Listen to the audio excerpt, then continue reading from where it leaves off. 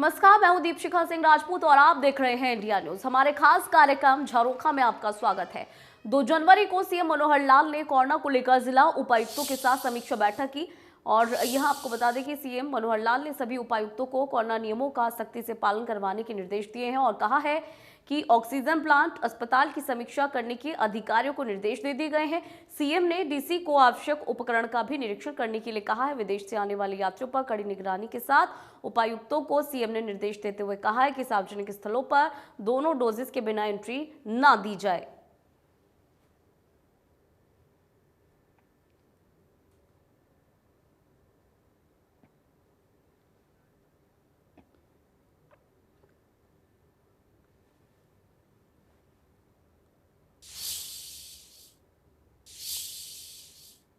तो वहीं सीएम मनोहर लाल ने ट्वीट कर बच्चों के अभिभावकों से भी वैक्सीन लगवाने की अपील की है।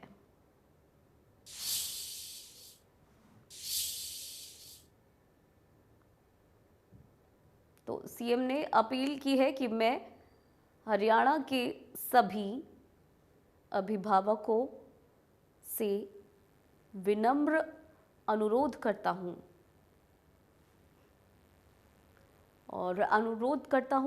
कि वो अपने 15 से 18 वर्ष की आयु वर्ग के बच्चों को आज से शुरू हो रहे बच्चों के टीकाकरण में टीके जरूर लगवाएं।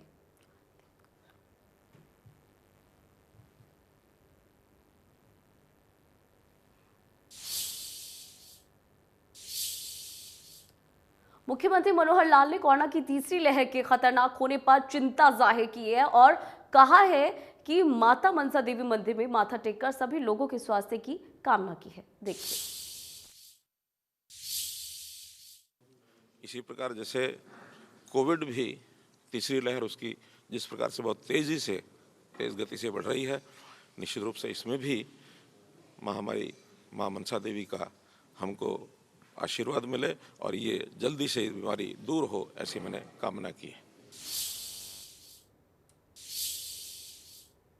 सीएम मनोहर लाल ने कहा है कि राज्य सरकार गरीबों और जरूरतमंदों को दी जा रही सभी कल्याणकारी सेवाएं, विशेष तौर पर चिकित्सा सेवाओं में पारदर्शिता सुनिश्चित करने के लिए प्रतिबद्ध है।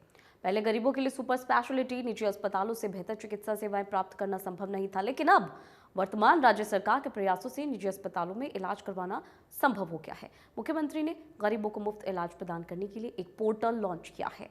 ये अस्पताल अब बीपीएल या हरियाणा सरकार के चतुर्थ श्रेणी कर्मचारियों से संबंधित मरीजों जिनका इलाज रियायती दरों पर किया जा रहा है, इनका रियल टाइम डाटा का रिकॉर्ड रखेंगे।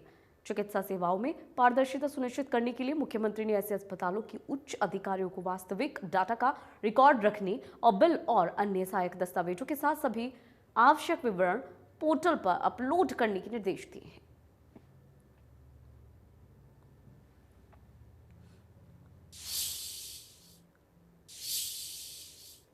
सीएम मनोहर लाल ने कहा है कि प्रदेश भर में अंत्योदय मेले के जरिए सरकार गरीब परिवारों को आर्थिक सहायता और रोजगार देने का काम कर रही है। इसके साथ ही उन्होंने बेरोजगारी को लेकर विपक्ष को भी आड़े हाथों लिया। नंबर फर्स्ट तक इनमें से जिनकी आय 1 लाख रुपए से कम थी, उसके बाद और भी निकले हैं, लेकिन उस समय तक जो आंकड़ा हमारे पास था 1,48,000 परिवारों का था, क्योंकि एक लगातार चलता हुआ प्रोसेस है। कोई 1,48,000 ही है ऐसा नहीं है, और होंगे, निश्चित रूप से होंगे, लेकिन हमने उसमें से अपना काम शुरू करने के लिए इसी आंकड़े को लेकर आगे काम बढ़ाया था 1,48,333 परिवारों को, और उसमें से 91,900 परिवार उन अंत्योदय मेलों में उपस्थित हुए आए, बाकी लोग नहीं आए, सबको बुलाया था हमने। और उसमें से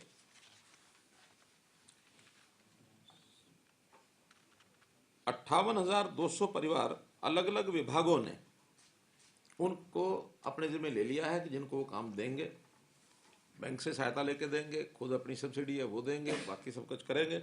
और शेष परिवार जो हैं वो अभी काउंसलिंग के लिए हमारी जो टीमें हैं, काउंसलिंग टीमें जिलों की, उनके पास हैं कि वो कोई इस प्रकार की स्कीम बैंक यानी अब डिपार्टमेंट की स्कीमों में फिट नहीं बैठे हैं, और इसके अलावा क्या काम कर सकते हैं उनसे दोबारा से पूछेंगे। इसमें आउटसोर्सिंग की बात मैंने नहीं पूछी थी, हो सकता है कुछ लोग उसमें आउटसोर्सिंग की इच्छा व्यक्त करें, तो आउटसोर्सिंग में प्राइवेट नौकरी में भी जा सकते हैं, सरकारी में भी जा सकते हैं, जैसी आवश्यकता होगी वैसा करेंगे। और इसके अंदर से कुल जो स्वीकार कर लिए गए हैं इन 58,000 में से 27,600 परिवार तो ऐसे हैं उनको जो सहायता देनी है वो दी जा चुकी है या अब वो बैंकों के माध्यम से बांटी जा रही है। लेकिन इस क्रम को हमने कहा कि जनवरी के वैसे तो 7 तारीख तक आज तक उन्होंने करना था और आज के बाद दूसरा चरण हमने उसका अंत्योदय मेले का लगाना था, लेकिन उस कार्यक्रम को विड्रा केवल कोविड के कारण से किया है। अब जैसे ही कोविड की स्थिति ठीक होती है तो सेकंड फेज इसी का, उसमें जो पिछले परिवार रह गए वो भी, और तब तक 1 लाख तक की इनकम के और परिवार आएंगे वो भी, उनको सबको बुलाया जाएगा। लेकिन निश्चित रूप से कोविड के खत्म होने पर हम सोचते हैं 31 मार्च से पहले इसको हम पूरा करें, क्योंकि हमारा टारगेट 1 लाख परिवारों को सहायता देने का 31 मार्च तक का है। अगर ये कोविड बाधा नहीं बनता है तो इसको हम जरूर उस समय तक पूरा कर लेंगे। हमारे जो कांग्रेस के मित्र हैं, एक अविश्वसनीय जिसको कहना चाहिए एक मैगजीन के आंकड़ों के आधार पर जितना वो झूठ बोलने का काम उन्होंने कर रखा है शुरू में, और वो है CMIE की जो एक मैगजीन का वो आंकड़ा बार बार देकर के बेरोजगारी का विषय करते हैं।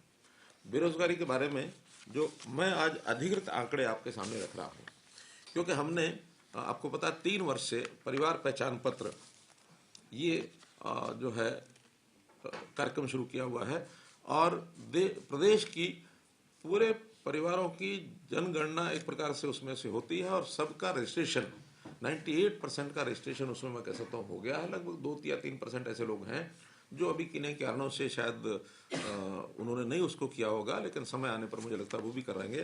तो उसका जो रजिस्ट्रेशन है उसका कुल आंकड़ा इस समय मैं आपको बताता हूँ कि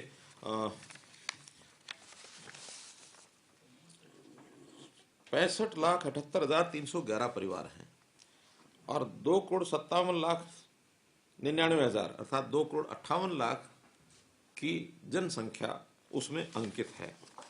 और जो बेरोजगारी की बात अगर मैं करता हूं तो इसमें 18 साल से 58 साल तक की जो आयु के लोग हैं वो इसमें 1,72,96,000 हैं, अर्थात 1,73,00,000 मोटा मोटा माने कि ये 18 से 58 वर्ष आयु के कुल जनसंख्या है।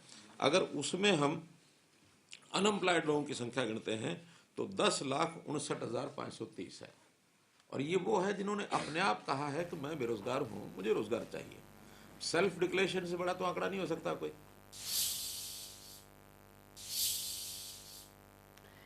134 ए के तहत गरीब बच्चों को एडमिशन देने पर अब प्राइवेट स्कूल्स को सरकार हर बच्चे का 200 रुपया महीना ज्यादा फीस देगी। सीएम मनोहर लाल ने इसकी घोषणा की है और इसके साथ ही सीएम मनोहर लाल ने यह भी कहा है कि सरकार अपनी ही तर्ज पर लोगों के इनकम वेरिफिकेशन कर रही है। 2 लाख से कम आय वाले परिवार जिनके बच्चों ने टेस्ट पास कर लिया है उन्हें प्राइवेट स्कूल में एडमिशन मिल पाएगा। इनकम वेरिफिकेशन का क्लियर करते हैं कि 2 लाख से नीचे परिवार की इनकम है, केवल उनको एडमिशन मिलता है। अभी तक लगभग 12,000 विद्यार्थियों को और विभिन्न स्कूलों में ये मिल चुका है। लेकिन कुछ विद्यालय ऐसे हैं जो इस बात का विरोध नाते से करते हैं कि उनकी फीस जो है वो कम है। तो इस फीस को भी ध्यान रखते हुए हमने आज ही विचार किया है कि हम उसकी थोड़ी फीस क्यों ना बढ़ा दें। अभी तक जो फीस है ग्रामीण क्षेत्र में वो 300 रुपये और 500 रुपया है, 5वीं तक की या चौथी तक की, 5वीं तक की 300 रुपये है और 6ठी 7वीं 8वीं में 500 रुपया है। शहरों की 500 और 700 है, 5वीं तक 500 है और 6ठी 7वीं 8वीं 700 है। आज से हम उन सब के बच्चों की जो फीस है मासिक फीस 200 रुपया इस फीस में और जोड़ करके और सब बच्चों को प्राइवेट स्कूलों को जो फीस मिलेगी 300-500 के बजाय 500-700 मिलेगी, 500-700 के बजाय 700-900 मिलेगी। तो ऐसा 200 रुपये प्रति बच्चा अर्थात 2400 रुपया प्रति वर्ष का ऐसा इन बच्चों का उनको ज़्यादा मिलेगा। अभी एडमिशन आज चूँकि 12,000 हैं, मुझे लगता है कि और ये 8-10,000 बच्चे बढ़ सकते हैं, 20,000 भी हो सकते हैं। तो 20,000 बच्चों का 2400 रुपये के हिसाब से ये लगभग 5 करोड़ रुपये का खर्चा इस साल का और बढ़ जाएगा। तो हम उसको देने के लिए तैयार हैं और मैं अपील करूंगा कि ऐसे जो प्राइवेट स्कूल हैं, जो बच्चे उस श्रेणी में आते हैं 2 लाख रुपए से नीचे की इनकम और उन्होंने टेस्ट जिन्होंने पास कर लिया है वो दूसरी से लेकर के और 8वीं तक उन बच्चों को एडमिशन दें, ऐसा हमारा उनसे निवेदन है। मुख्यमंत्री मनोहर लाल की अध्यक्षता में high power land purchase committee की बैठक हुई। इस बैठक में कैथल जिले में चीका सिटी से पटियाला रोड तक बाईपास निर्माण के लिए भू मालिकों की सहमति से ई भूमि पोर्टल के माध्यम से 60 से ज्यादा एकड़ भूमि की खरीद को मंजूरी दी गई है, जिसकी लागत लगभग 28 करोड़ से ज्यादा आएगी। मुख्यमंत्री ने वीडियो कॉन्फ्रेंसिंग के माध्यम से संबंधित जिला उपायुक्तों के साथ HPLPC की बैठक की है और इसकी अध्यक्षता करते हुए कहा है कि भू मालिकों के द्वारा उनकी सहमति से दी गई भूमि खरीदने के बाद प्रस्तावित परियोजनाओं के क्रियान्वयन में तेजी लाई जाए। मुख्यमंत्री ने चीका, बतसुई, हरिगढ़, किगान, कलार, माजरा, पीडल, तिताना गांव के भू मालिकों से बातचीत करते हुए कहा है कि उक्त बाईपास के बनने से चीका के साथ साथ आसपास के गांव को भी काफी फायदा मिल पाएगा और निश्चित रूप से जिले के समग्र विकास के साथ साथ रोजगार, व्यवसाय जैसे कई अन्य अवसरों के द्वार भी खुल पाएंगे।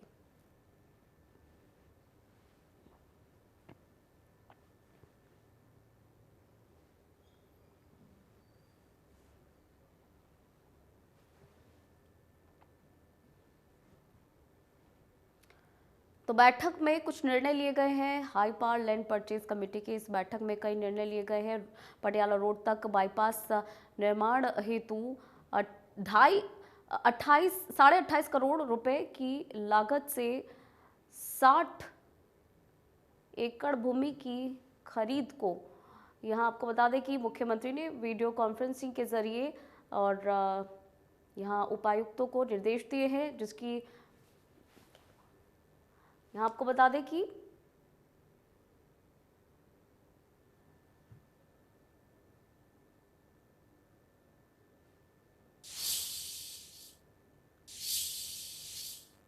स्वास्थ्य मंत्री अनिल विज ने कहा है कि राज्य के सभी 22 जिलों को जल्द ही राष्ट्रीय मोबाइल मेडिकल यूनिट मिलने जा रही है और इसको हम एक तरह से मिनी ऑन व्हील अस्पताल कह सकते हैं।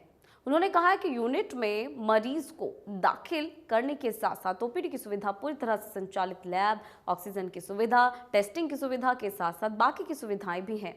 ये मोबाइल यूनिट शहरों, गांव, मोहल्लों में निर्धारित समय पर जाएगी और लोगों को स्वास्थ्य सुविधाएं उपलब्ध करवाएगी। स्वास्थ्य मंत्री ने यह भी कहा कि राज्य में कुल 47 मोबाइल यूनिट काम करेंगी, जिसके तहत हर जिले में 2-2 मोबाइल यूनिट होंगी। स्वास्थ्य मंत्री ने स्वास्थ्य विभाग के अधिकारियों को जीनोम सीक्वेंसिंग मशीन स्थापित करने के निर्देश भी दिए हैं और इसके अलावा बैठक में अधिकारियों को कोविड एंटीवायरल ड्रग को लेने के बारे में भी निर्देश दिए हैं। अनिल विज ने बताया कि एंटीवायरल ड्रग मोलनुपिराविर की खरीद के संबंध में कमेटी का गठन किया गया है और जल्द ही इस पर फैसला लेकर आगे की कार्रवाई की जाएगी।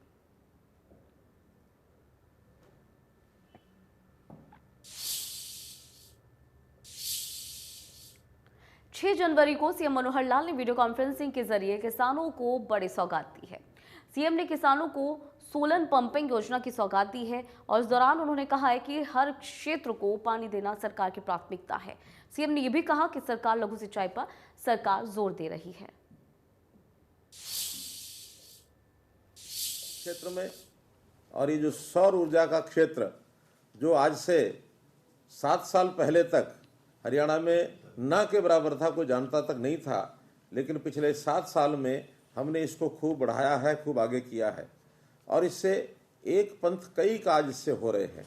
इसलिए आज जिन किसान भाइयों को इसका लाभ दिया जा रहा है, खास करके जो 200 लोगों को सर्टिफिकेट दिया है और 68 लोगों को सीधा उनका जो पंप का उद्घाटन किया गया है, ऐसे यहाँ बैठे हुए सभी लाभार्थियों को, सब किसान भाइयों को मैं बहुत ही बधाई देता हूँ। अपने देश को आत्मनिर्भर करना है, देश को करना है तो और प्रदेश हरियाणा को भी करना है और हरियाणा की आत्मनिर्भरता एक एक क्षेत्र के लिए हमको आगे बढ़ना है। उसमें सबसे पहला है कि हम अपने खेतों में सिंचाई की व्यवस्था कैसे सारे क्षेत्र को सिंचाई कर सकें। 80 लाख एकड़ हमारी भूमि है जो एग्रीकल्चर लैंड है, जो किसान के यानी उपजाऊ खेती जिसको कह सकते हैं।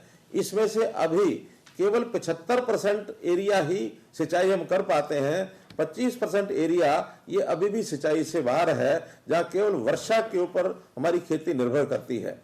लेकिन हमने तय किया है कि हर खेत को पानी देना ये हमारा काम है। जब हर खेत को पानी देना है तो पानी आएगा कहाँ से? जितना पानी है उसी का बंटवारा करना पड़ेगा। उसमें हमने विचार किया कि जो खुली खेत यानी खुली सिंचाई होती है खेतों में, उसकी बजाय हम इसमें सूक्ष्म सिंचाई को लेकर के आए और सूक्ष्म सिंचाई में चाहे ड्रिप इरिगेशन है और चाहे फुहारा इरिगेशन है, इससे हमारे पानी की बचत होगी। और 1 एकड़ अगर हम खुली सिंचाई को छोड़कर उस पानी को हम लघु सिंचाई, इसमें सूक्ष्म सिंचाई भी यूज करते हैं, तो 3 एकड़ पानी यानी उसका सिंचाई के लिए पर्याप्त रहता है। इसलिए कम से कम खुली सिंचाई और उसके बाद ज्यादा से ज्यादा सूक्ष्म सिंचाई हम करेंगे तो हमारी सारी खेती को, हर एकड़ को हम सिंचाई योग्य बना सकेंगे। लेकिन इसके लिए आवश्यकता है कि हमें पावर का कनेक्शन चाहिए। अब पूरे प्रदेश में पावर कनेक्शन देना कई बार संभव नहीं है, दूर दूर की लाइनें बिछाई नहीं जा सकती हैं, और फिर जो हमारी पावर इस समय उपलब्ध है, बिजली उपलब्ध है, उसकी पूर्ति करने के लिए हमने अन्य प्रकार के जो साधन हैं उसका भी उपयोग करना पड़ेगा। उसके अंदर सौर ऊर्जा ये सबसे बड़ा एक कार्यक्रम है जिसमें से हम पूरे प्रदेश में जहां आवश्यकता हम लगा सकते हैं। तो ये सौर ऊर्जा से चलने वाला ये जो सारा प्रोजेक्ट है सिंचाई का, खेतों का, इसको बढ़ा रहे हैं। पिछले यानी इस 1 वर्ष के अंदर 2021 में हमने 15,000 जो है पंप सेट ये लगाए हैं। और अगर मैं कुल मिलाकर आप लोगों को ये बताऊं कि अभी पिछले 7 साल में हमने 25,897 सोलर पंप लगाए हैं। आगे हमारा 13,800 सोलर पंप पर और काम चल रहा है। टारगेट हमारा 50,000 सोलर पंप का है। ये पहले चरण में 50,000 है। 50,000 पूरा होने के बाद और हम आगे बढ़ाएंगे, तो इसको बहुत तीव्र गति से हम आगे कर रहे हैं। इसका हमने कैसे उपयोग करना है, कैसे इसको सोलर पंप के लिए आगे बढ़ना है। प्रदेश सरकार लगातार किसानों के हित में कदम उठा रही है। सीएम ने सोलर वाटर पंपिंग योजना की सौगात भी दी है। बिजली मंत्री रणजीत सिंह चौटाला भी इस दौरान मौजूद रहे। बिजली मंत्री रणजीत सिंह चौटाला ने हमारे सहयोगी विपिन परमार से खास बातचीत की, सुनाते हैं आपको। और प्रदेश के मुख्यमंत्री की ओर से एक बड़ी परियोजना पीएम कुसुम की शुरुआत जो है वो की है। क्या है ये परियोजना, इसी पर बात करने के लिए हमारे साथ पावर मिनिस्टर हरियाणा के रणजीत सिंह चौटाला साहब मौजूद हैं। चौटाला साहब, किस तरह से ये परियोजना जो है किसानों के लिए जो है फायदेमंद रहेगी और पीएम कुसुम के तहत क्या कुछ जो है वो तमाम चीज़ें निहित की? जी, ये हमारे प्रधानमंत्री जी का एक स्वीट ड्रीम प्रोजेक्ट है कि लोगों को, छोटे किसानों को, उन्हें ठीक तरीके से जल्दी से कनेक्शन मिले और उन्हें सिंचाई के साधन मिल सकें। तो 1 एकड़ से लेके 5 एकड़ तक के लोगों का जिनके छोटे फार्म हैं उनके लिए बहुत बढ़िया है। एक तो इसका ये फ़ायदा है कि इसमें आपको 30% सेंट्रल गवर्नमेंट का और 45% स्टेट गवर्नमेंट से 75% सब्सिडी मिल रही है। बड़े सस्ते रेट में 25% पे ही खर्च करके किसान अपने खेत में ट्यूबवेल लगा सकता है, जो 5 एकड़ के लिए सफिशेंट सप्लाई है। नंबर 2, इसे लगाने में ज़्यादा समय नहीं लगता। तीसरा इसका ये कि हमारे हिंदुस्तान में हर वक्त तकरीबन आप ये समझिए कि सुबह से ले तक शाम तक कभी कभार छोड़ के बाकी हर वक्त सूर्य की लाइट मिलती रहती है, जो और देशों में नहीं है। तो यहाँ हमारे जो वो प्लेट्स हैं या जो इसकी सौर ऊर्जा के प्लेट्स हैं वो तुरंत चार्ज हो जाती है और उसमें उन्हें बिजली सस्ती मिलती है। इसके बाद कुछ दिन के बाद उनकी जैसे वो किस्तें दे के 25% का अपना एक बिजली घर में फ्री मिलती है, वो खर्चा भी नहीं बनता, उनके हेड से हट जाता है।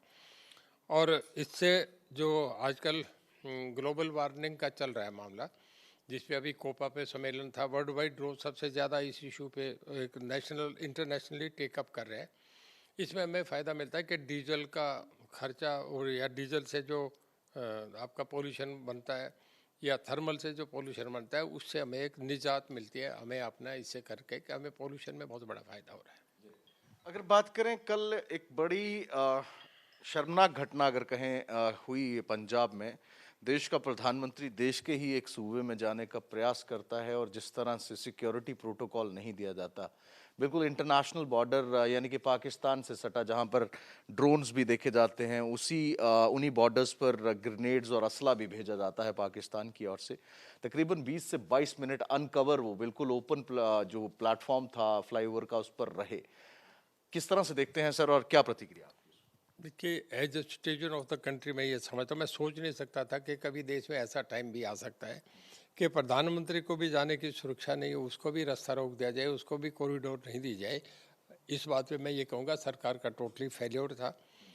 कॉन्स्टिट्यूशन में देखें तो freedom of speech, live to life, आपका freedom to live a life, ये आपका फंडामेंटल राइट, आपको सिक्योरिटी मिलनी चाहिए। हम अगर प्रधानमंत्री को नहीं दे सकते तो आम आदमी की क्या सिक्योरिटी है? जो घर में जो लेडीज़ रहती हैं, हाउस वाइफ रहती हैं, उनकी सिक्योरिटी का क्या होगा?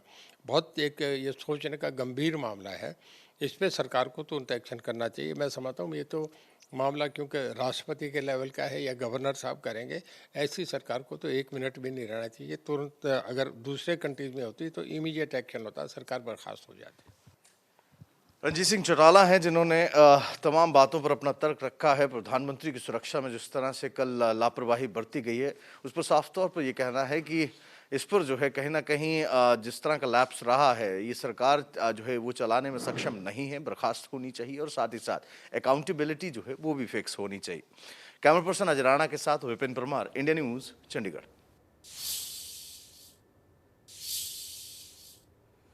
मुख्य सचिव संजीव कौशल ने राज्य के सभी जिलों के अतिरिक्त उपायुक्तों को शिक्षा गतिविधियों की हर महीने समीक्षा करने के निर्देश दिए हैं। उन्होंने कस्तूरबा गांधी स्कूल्स का नियमित तौर पर दौरा कर स्कूल में शिक्षा की गुणवत्ता पर विशेष ध्यान देने की बात कही है। साथ ही बच्चों में पढ़ने की आदत को विकसित करने के लिए विशेष कार्यक्रम चलाए जाने पर भी निर्देश दिए हैं, ताकि बच्चों का बचपन से ही मानसिक विकास हो सके। बैठक में बताया गया कि हरियाणा में समग्र शिक्षा के तहत केंद्र सरकार की ओर से लगभग 1442 करोड़ रुपए की वार्षिक कार्य योजना को मंजूरी दी गई है। बैठक में बताया यह भी गया कि प्रदेश के सरकारी प्राइमरी और सेकेंडरी स्कूल्स में छात्रों का विज्ञान को लेकर रुझान बढ़ाने के लिए स्कूल्स में हरियाणा स्कूल साइंस प्रमोशन कार्यक्रम चलाया जा रहा है। इस कार्यक्रम के तहत स्कूल्स में साइंस लैब स्थापित की गई है। छात्राओं की आत्मरक्षा के लिए रानी लक्ष्मीबाई आत्मरक्षा प्रशिक्षण कार्यक्रम भी चलाया जा रहा है।